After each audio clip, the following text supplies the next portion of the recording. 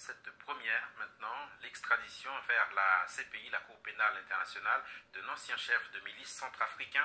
Il s'appelle Alfred Yekatom, il était à la tête des milices anti-Balaka, il est aussi député.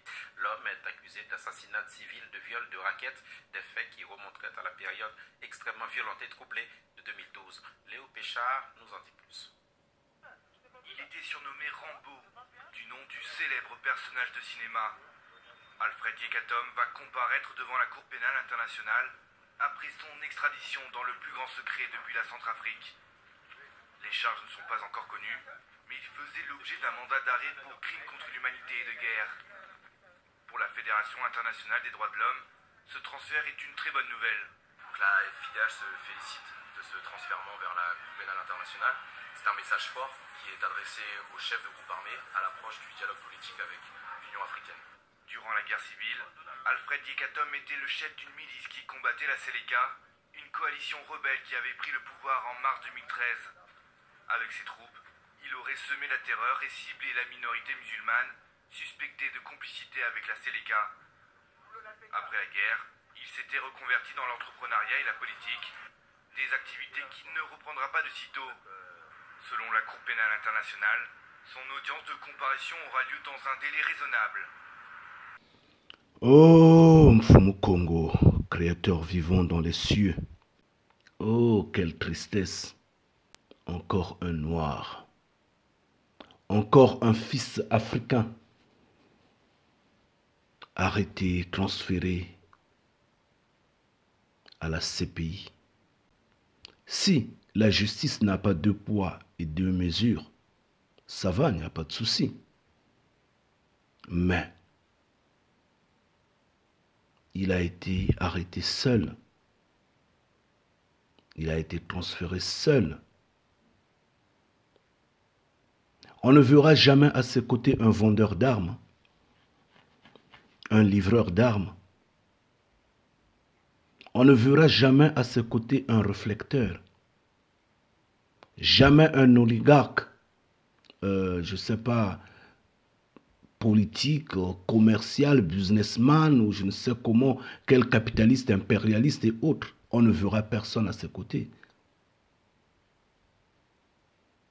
Non. Jamais un occidental à ses côtés. Il n'y a pas d'usine de fabrication d'armes en Centrafrique.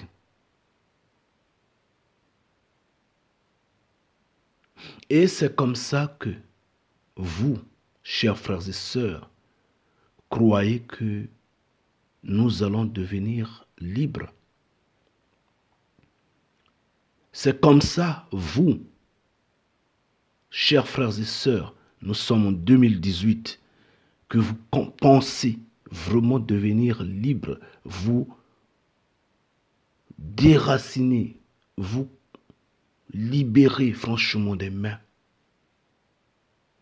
des Occidentaux et du reste du monde. Non, non, pas du tout. Quand c'est comme ça, ce monsieur qu'on a arrêté là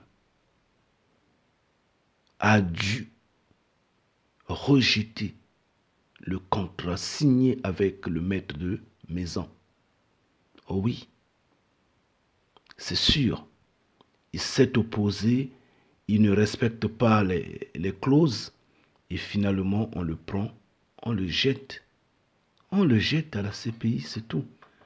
Va, tu auras le temps de réflexion entre ces quatre murs et quand tu reviens sur les décisions, peut-être qu'on va te donner des os, tu vas les broyer, c'est tout. Et on nous retire des enfants solides dans cette prison dorée là. Non, c'est déjà assez. Qu'ils arrêtent, qu'ils arrêtent. Mais cela devrait au contraire, nous, Africains, nous enseigner. Quand on vous parle qu'il n'y a pas de libérateur sur cette terre-là, que ces hommes de nation-là ne pourront jamais vous affranchir, ne pourront jamais vous aider. Comprenez le message que nous faisons passer, chers frères et sœurs, Il n'y a que Mfumu Kongo. Il n'y a que le Créateur vivant. Oui, le Créateur Yah. Il n'y a que lui qui peut nous affranchir, qui peut vous délier des chaînes de l'Occident. Contrairement, vous finirez crevé. Hein. Faites le parallélisme du temps de l'esclavagisme quand on venait chercher les gens en Afrique de force.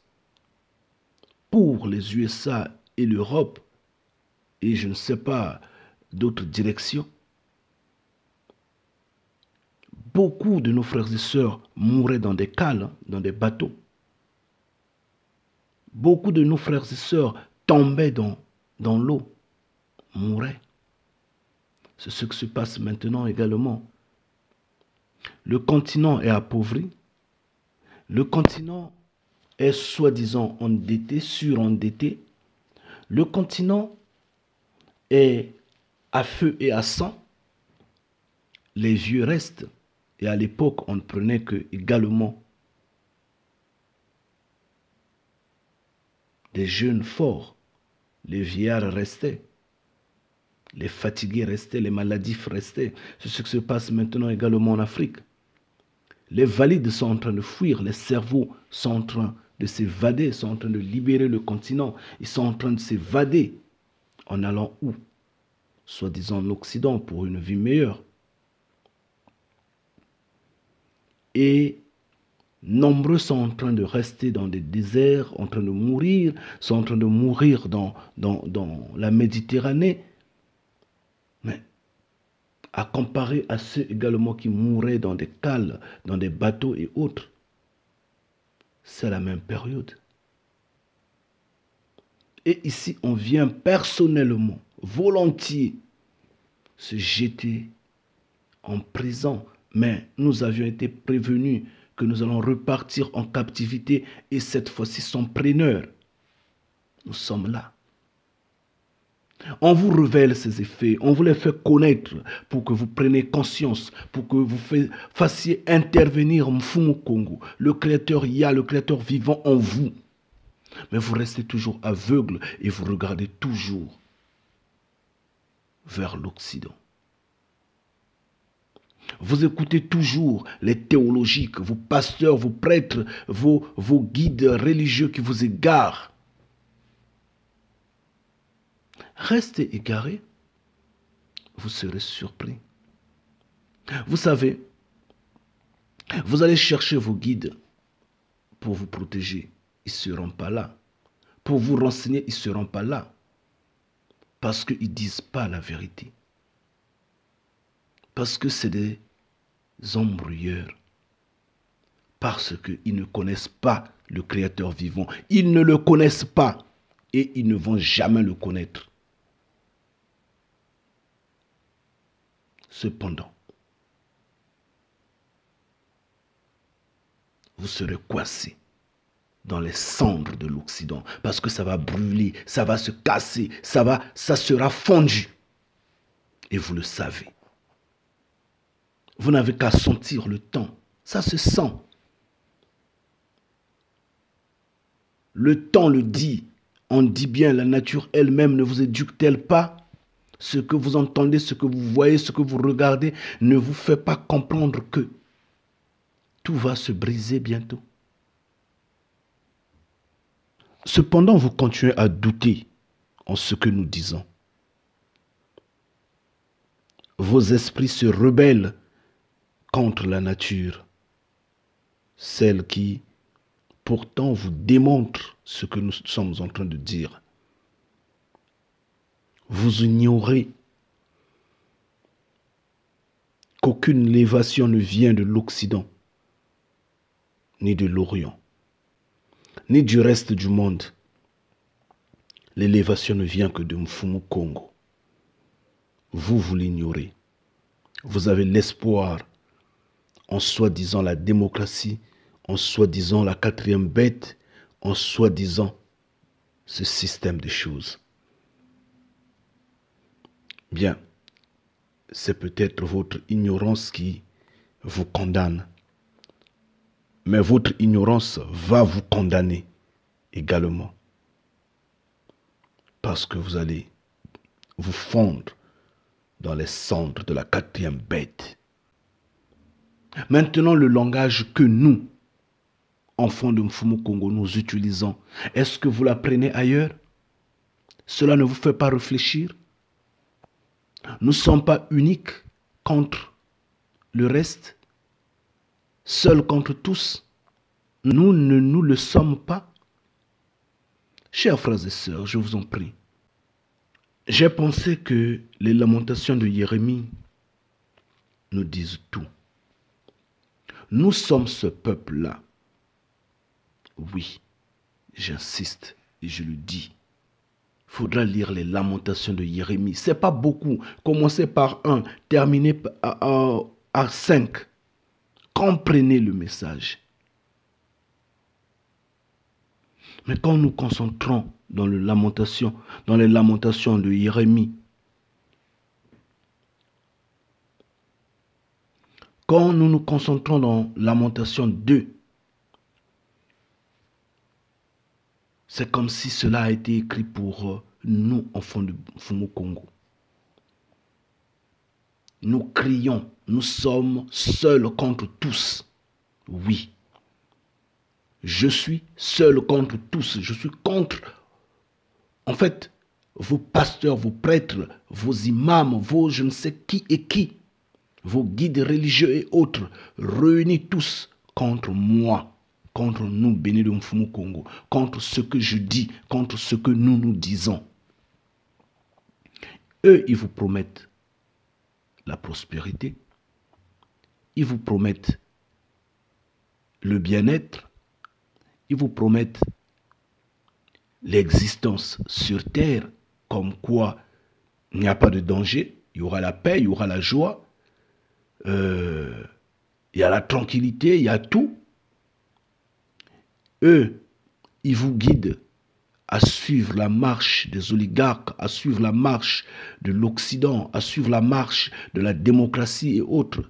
Nous vous disons, tout ça n'a aucun effet. C'est un langage différent. Nous vous disons qu'il n'y a pas la paix sur cette terre-là. Il n'y a pas la tranquillité sur cette terre-là. Nous vous disons que cette terre-là ne va pas perdurer. Ça sera brisé bientôt et déjà. Nous vous disons que la démocratie n'est pas de Mfumu Kongo, n'est pas de Ya. Et que vous n'avez normalement pas le droit de voter. Les hommes, justement, ces hommes sales, ces mortels qui vont se lever à détruire le peuple que Mfumu Kongo a créé. Nous vous disons, reculez. Vous continuez à sous-estimer, vous continuez à peser d'une seule main ce que nous disons. Oui. Mais nous avons un frère qu'on appelle Fall. Il a dit, en passant, dans une chanson, Triste Destin, il dit: le guide reste toujours en éveil.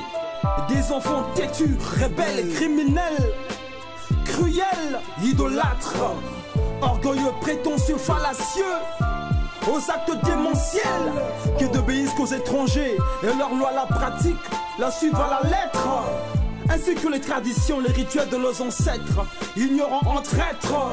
Ils n'obéissent et n'observent pas les lois de Yahvé, le Père créateur du ciel, de la terre, de tout être et de leurs ancêtres. Non, quelle race d'idiots se croient trop intelligents. Non, ignorant qu'elle se te détruit, c'est carburant. Ne dites que nos choix, d'aucune joie, orphelins sans soutien, cruel destin des êtres vivants dans le déclin. Ignorant le droit chemin qui n'a pas de fin, doté d'aucune joie, orphelins sans soutien, cruel destin des êtres vivants dans le déclin. Ignorant le droit chemin qui n'a pas de fin. Le guide est toujours un éveil. J'aime énormément cette chanson parce qu'elle s'adresse profondément au peuple noir, au peuple africain. Bien sûr, en particulier. En général, la chanson s'adresse au monde entier. Mais quand il s'agit des Noirs, elle insiste que vous êtes un peuple aveugle, vous n'obéissez qu'aux étrangers, que vous n'avez pas la joie de vivre malgré tout, que vous vous ignorez, vous êtes guidé par des prêtres, des pasteurs, des imams, des féticheurs, par toute forme d'obscurantisme, toute forme d'idéologie primaire qui vous égare malheureusement, mais vous croyez en ça et à fond, ignorant que le Père existe. Oui, que Mfumu Kongo est là. Des aveugles qui n'obéissent qu'aux étrangers. Cependant, votre frère est en train de crier. Nous sommes en train de crier. Vous restez oreilles bouchées. Triste destin. Le guide restera un éveil, qu'on le veuille ou pas. Le Père ne pourra jamais m'abandonner. Jamais. Je pourrais, j'insiste bien, heurter un mur, une pierre, tomber, me relever aussitôt. Parce que tomber, je veux tomber en touchant la terre et en me remontant debout et fort et en train de courir. Parce que ce qu'il a mis en moi, il n'y a personne d'autre qui l'a. Je dis bien sur cette terre-là. Et je reste un éveil. Je dis bien, et je suis debout, comme serait seul contre tous, oui, vos pasteurs, vos prêtres, vos imams, vos guides religieux et autres. Et je dis, je vous le dis, qu'ils sont tous dans le faux. Ils ne connaissent pas le Créateur de l'humanité. Mais cependant, continuez à les écouter. Continuez à être persuadé que vous êtes dans la joie, qu'il y a la paix, que tout va s'améliorer, alors que tout est en train de se briser, alors qu'il n'y a plus d'espoir, il n'y a plus d'horizon, tout est fini. Restez aveugle. Oui, continuez à être aveugle, mais je vous invite de lire les Lamentations 2. Lamentations chapitre 2. Lisez Lamentations chapitre 2 et découvrez que vos enseignants sont faux. Ils sont tous contre le Créateur vivant parce qu'ils ne connaissent pas réellement qui est le Créateur vivant. Ils marchent dans le mensonge, dans l'aveuglement. Ils s'embrouillent à cause du ventre et sont incapables de transmettre la vérité.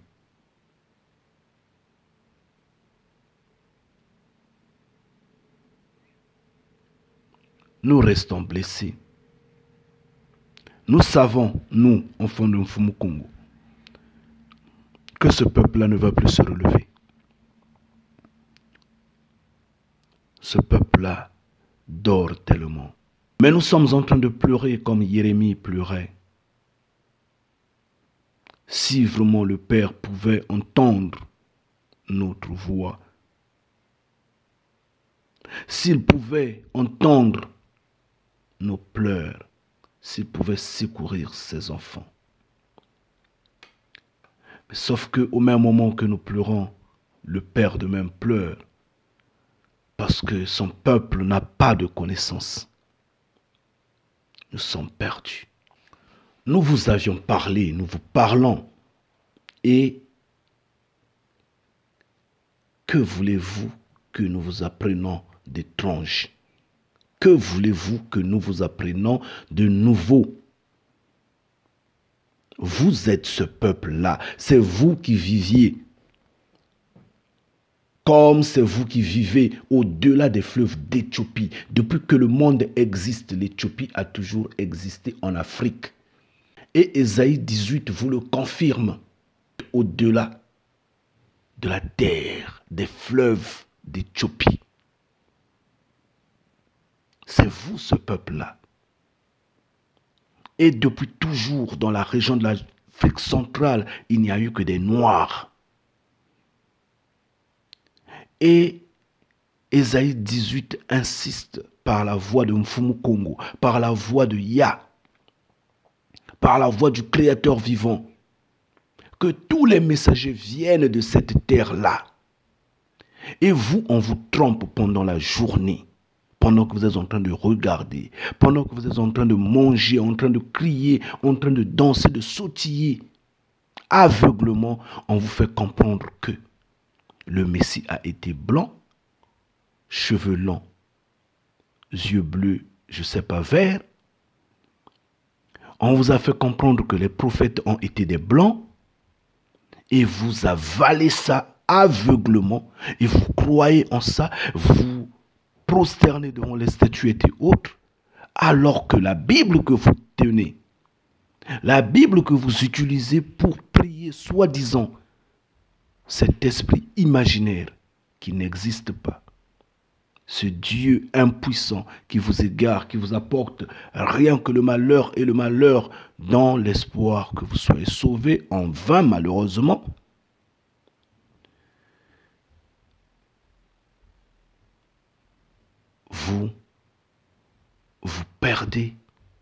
Vous perdez dans les nuages de cette croyance-là, ignorant que la Bible que vous tenez vous démontre de A à Z que c'est vous le peuple. Oui, vous Noirs, vous Congo, que c'est vous le peuple élu, le peuple soi-disant hébreu. Mais ouvrez vos yeux. Attendez, je vais vous dire une chose que vous allez... Attendez, dans la Bible, on dit bien que le roi David avait tué un lion. Et y a-t-il de lions au Proche-Orient? Le lion, c'est pas en Afrique. Cela ne vous fait pas réfléchir? On parle de l'Autriche dans la Bible, n'est-ce pas? Mais l'Autriche, cet oiseau-là ne vit qu'en Afrique, non ailleurs. Vous allez développer des philosophies, je ne sais pas, des arguments de défense pour contredire cela, ce qui est écrit. Et vous allez arracher de la Bible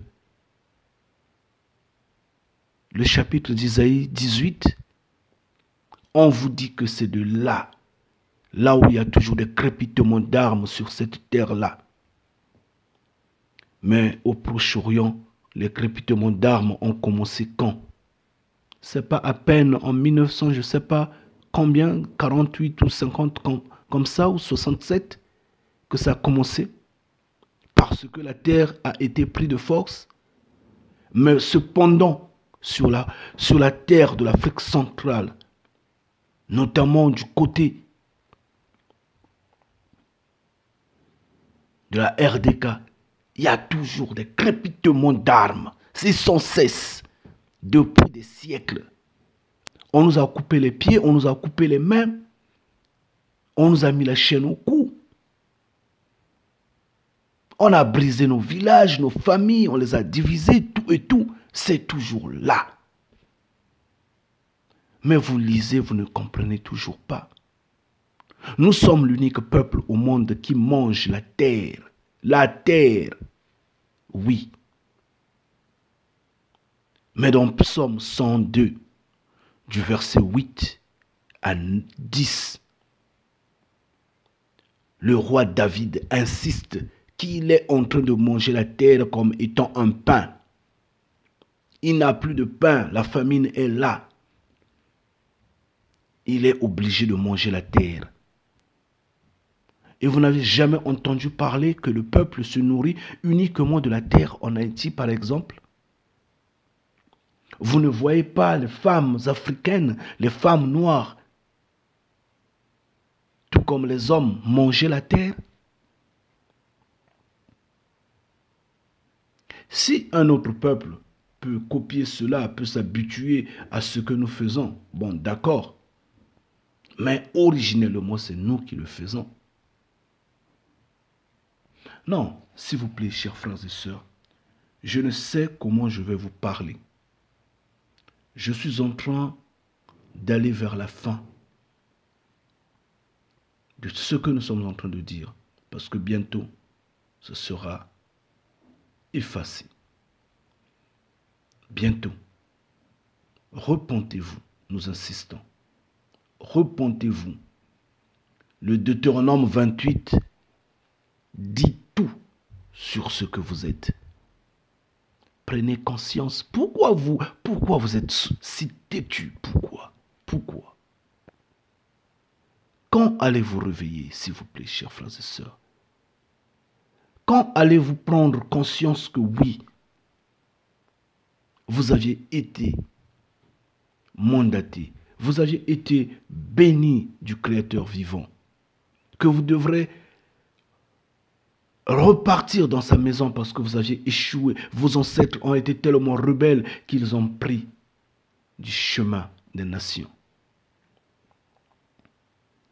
Au lieu de prendre conscience, vous embourbez dans l'alcool. Vous embourbez dans des faux cheveux, ces cheveux de mauvais goût. Vous embourbez à la suite des nations. C'est quoi? Les lumières? C'est ça? Les autoroutes? La nourriture formatée? C'est ça? Qu'est-ce qui vous embrouille? Vous croyez qu'il y a la paix ici? C'est ce que vous croyez? Que vous allez avoir la paix ici? Serrons-nous les mains, repartons. Repartons dans la maison du Père.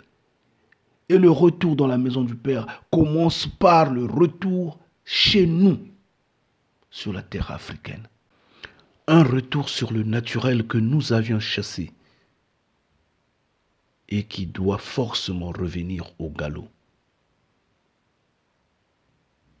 Redevenez naturel. Acceptez-vous comme le Créateur vivant vous a créé. Soyez fiers de ce que vous êtes. Rentrons sur la terre africaine. Relevons cette terre-là. Relevons ce peuple-là. Par là, nous nous leverons comme étant un peuple fort. Contrairement, nous serions détruits. Oui. Prenez-en conscience.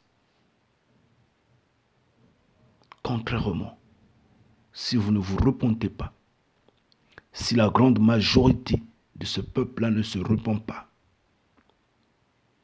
la destruction est à la porte. Parce que la troisième guerre mondiale arrive et indiscutablement elle va arriver. Restez bénis. Ngeta.